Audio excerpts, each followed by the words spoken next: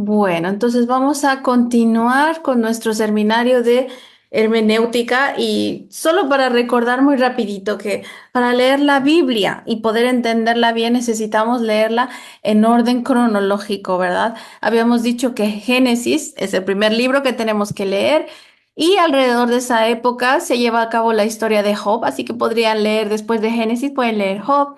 Después de Génesis sigue el libro de Éxodo. Después, a la misma fecha que pasaron los sucesos de Éxodo, se llevan a cabo los de Levítico. Después continuamos con Números. Después con Deuteronomio, que se repite la ley a la nueva generación. Después vamos con el libro de Josué, que es la generación nueva que sale del desierto para entrar a la tierra prometida. Después llegamos al libro de jueces, cuando muere Josué, recuerden que el Señor puso jueces para que gobernaran a Israel, pero desafortunadamente todo el mundo hacía lo que se le daba la gana. En esa época de jueces tenemos la historia de Ruth, y Ruth era la moabita que fue ancestro de el rey David, ¿verdad? Después tenemos la primera y la segunda carta de Samuel, tenemos la historia del rey David, los comienzos de los reyes de Israel.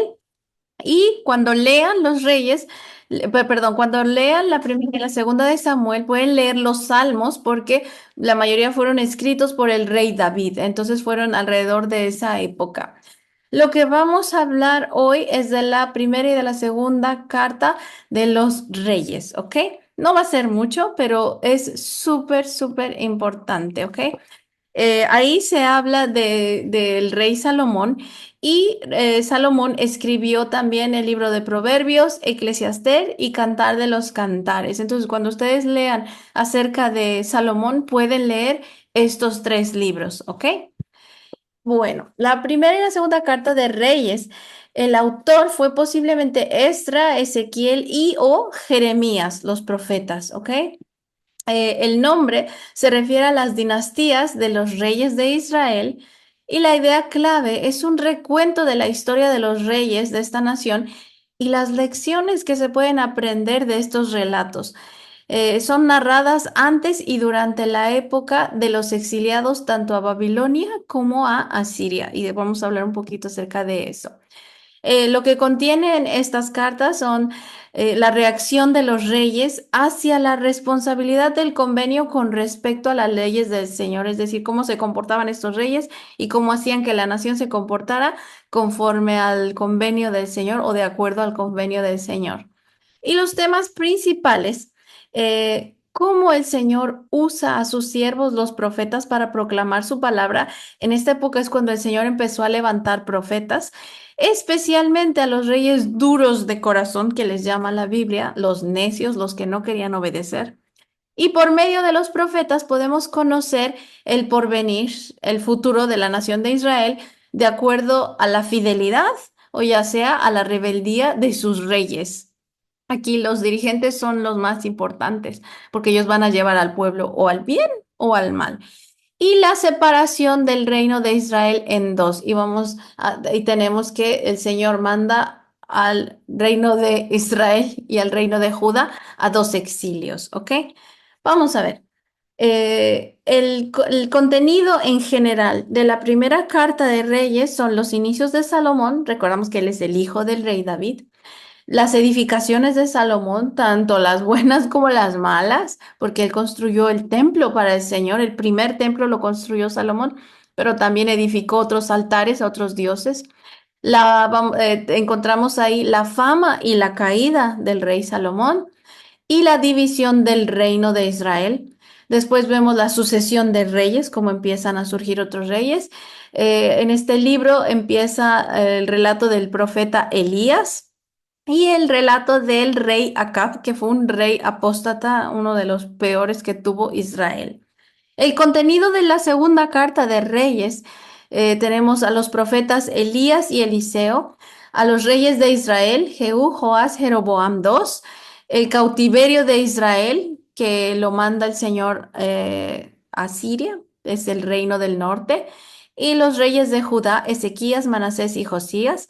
Después van a encontrarse con saqueo de Jerusalén y la caída del reino de Judá y es los que van para el exilio a Babilonia. ¿Ok? Entonces, la gloria y la caída de Salomón. En la primera carta de Reyes vamos a encontrar que Salomón fue el rey más sabio y más rico que tuvo Israel en toda su historia. Salomón construyó el templo del Señor y él utilizó los mejores materiales, utilizó el oro puro, utilizó las mejores maderas, lo hizo de un lujo extremadamente excéntrico, ¿ok? Y eso a mí me ha tocado mucho el corazón porque cada vez que nosotros queremos hacer algo para el Señor, de verdad que debemos poner la excelencia. Si yo quiero hacer algo por el Señor, tiene que ser con excelencia de verdad, con lo mejor que yo tengo, con lo mejor de mis recursos. Y eso tiene que salir de corazón porque es para el Señor. Y yo creo que era el corazón de Salomón cuando hizo el templo. Yo le quiero dar lo mejor al Señor. ¿Qué es lo que tengo? Démosle lo mejor. No era para presumir, sino era porque de verdad él quería hacerlo con el corazón para ofrecerle lo mejor de lo mejor. Lo mismo nosotros debemos hacer. ¿Qué tengo en mis manos? ¿Qué tengo de recursos? ¿Qué tengo de dones? ¿Qué tengo de talentos? Todo lo que yo haga por el Señor lo debo hacer con excelencia. Ahora, las mujeres que tuvo Salomón, desafortunadamente, lo hicieron pecar con la idolatría.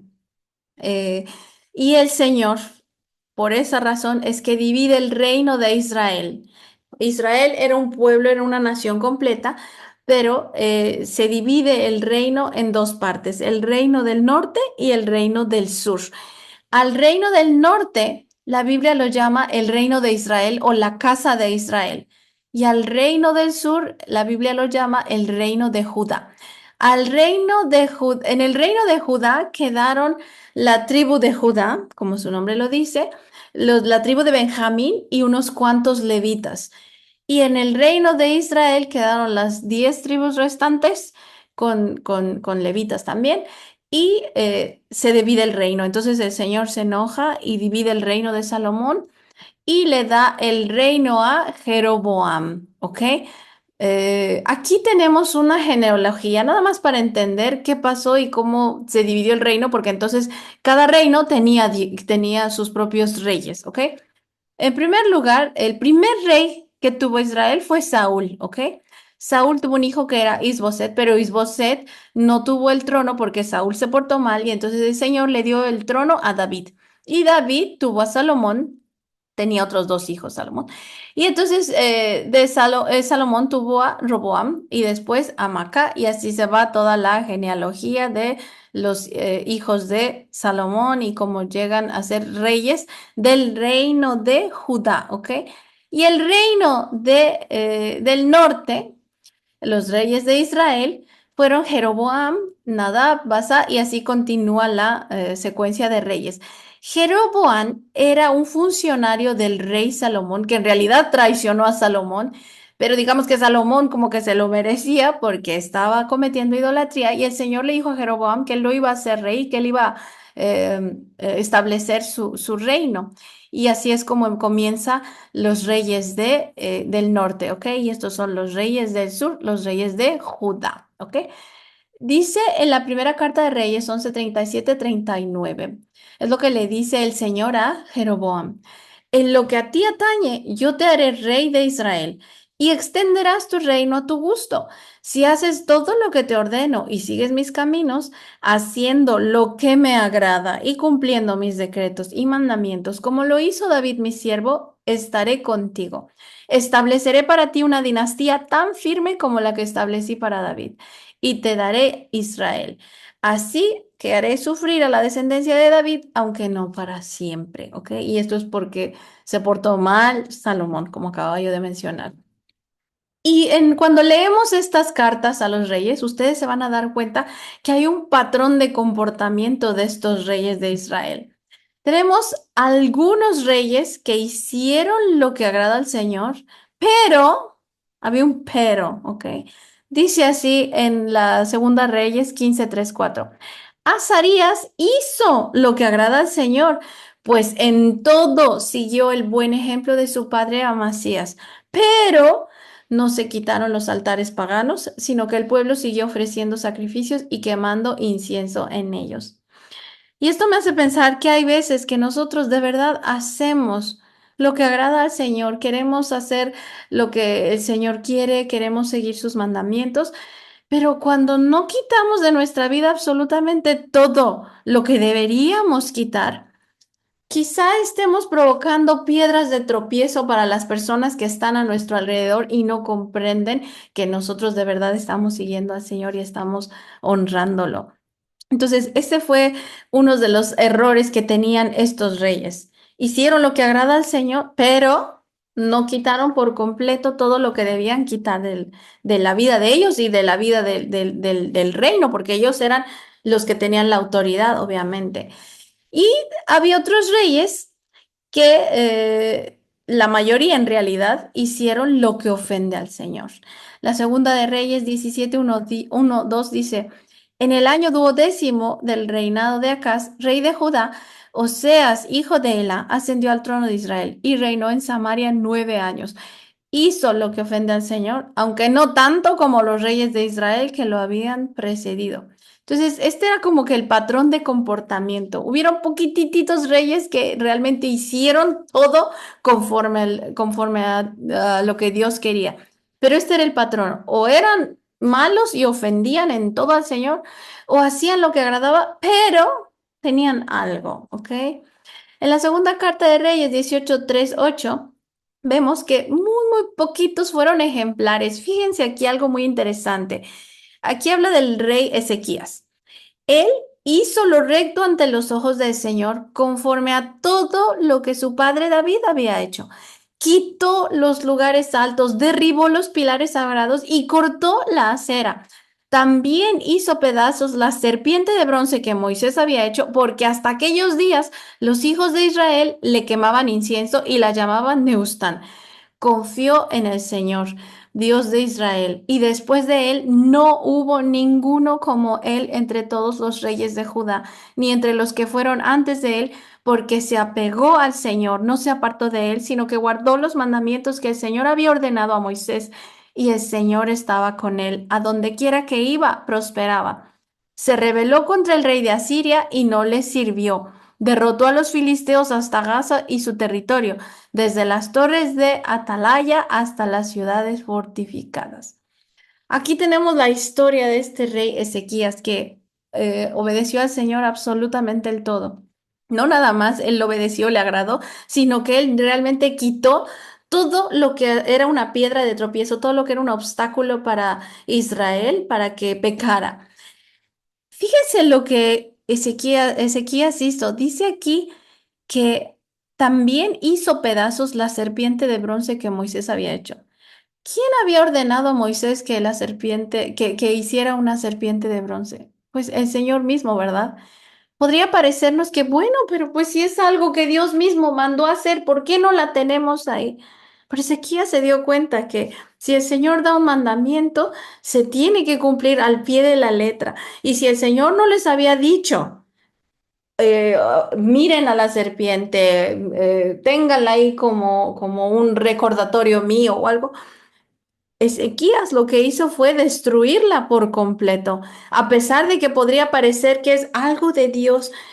Y esto es lo que habíamos estado comentando en algunas otras ocasiones, que quizá tenemos obras de arte o imágenes que decimos, pero es que esto es de Dios, esto tiene que ver de Dios.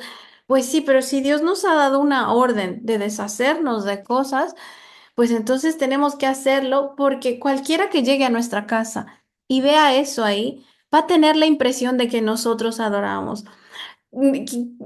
Tendríamos que explicarles que no, yo no adoro imágenes, yo no venero estas cosas, pero eso podría causar un tropiezo para otras personas, quizás a las gentes de nuestra propia familia. Podríamos dar un mal ejemplo. Y eso es precisamente lo que cometieron los reyes de Israel. Ellos no cometían idolatría. Ezequías no adoraba la imagen, ¿verdad? Pero él se dio cuenta que la gente lo estaba haciendo. Entonces dijo, esto no, esto hay que destruirlo, esto no tiene por qué estar aquí. Y yo creo que ese es el mensaje que el Señor nos quiere dar en cuanto a eso que hablábamos de las imágenes, por ejemplo, de las cosas que el Señor nos dijo que quitáramos de la vida. Aparte que hay otro tema que quizá no vamos a tocar aquí, obviamente a fondo, pero cuando nosotros tenemos en nuestras casas algo que no quiere el Señor que tengamos, es porque esos objetos sirven como invitaciones, como llaves que le damos y le damos legalidad a los seres espirituales malignos para que vengan a entrometerse en nuestra vida, en nuestros pensamientos y en la vida de nuestras familias. Si yo tengo algo en mi posesión que Dios no quiere que yo tenga, es como si yo le dijera al demonio, ay, mira, mira, pasa, pasa, pasa, ven, yo te invito, no importa, no importa, yo te estoy dando permiso. Vienen los espíritus, me susurran cosas, me vienen ideas, me vienen cosas raras a la mente y yo termino haciendo algo que va al fin y al cabo ofender al Señor. O puede ser que esos espíritus molesten a mi familia y a mi familia le pongan cosas y de repente salga una pelea en la casa, de repente salga algo ¿y de dónde salió esta pelea? ¿O por qué estamos aquí teniendo este problema y por qué me pasó esto aquí? Pero no nos damos cuenta que quizás somos nosotros mismos abriendo puertas. Entonces hay que tener cuidado. En cuanto a los reyes de Israel, todos los reyes del norte fueron malos, todos, no hubo un solo rey que fuera bueno. Y en el reino de Sur, es decir, en el reino de Judá, hubieron reyes malos, hubieron reyes muy malos y también hubieron reyes buenos. Aquí tengo una lista, por ejemplo, de los que hicieron lo malo, los que hicieron lo recto y los que fueron malísimos. Entonces, la mayoría fueron malos, ¿ok? Empezando por Jeroboam, Nadab, todos estos. Los que están en rojo fueron los peores de toda la historia de Israel. Y los que están en verdes fueron los que hicieron lo bueno ante los ojos del Señor, aunque algunos de ellos hicieron lo que le agradaba al Señor, pero, ¿ok? Entonces, nosotros hay que tener cuidado y hay que tratar de obedecer en todo al Señor, en todo lo que Él nos guíe. Y vamos a ir por etapas. Esto no es de que voy a hacer todo ahora mismo, sino vamos a ir creciendo, vamos a ir madurando. Hoy me va a enseñar una cosa el Señor, lo hago, al día siguiente me va a enseñar otra cosa, lo hago, y al día siguiente, y así poco a poquito vamos a ir creciendo. Y bueno, ¿qué pasa cuando empezaron a ver todos estos reyes malos?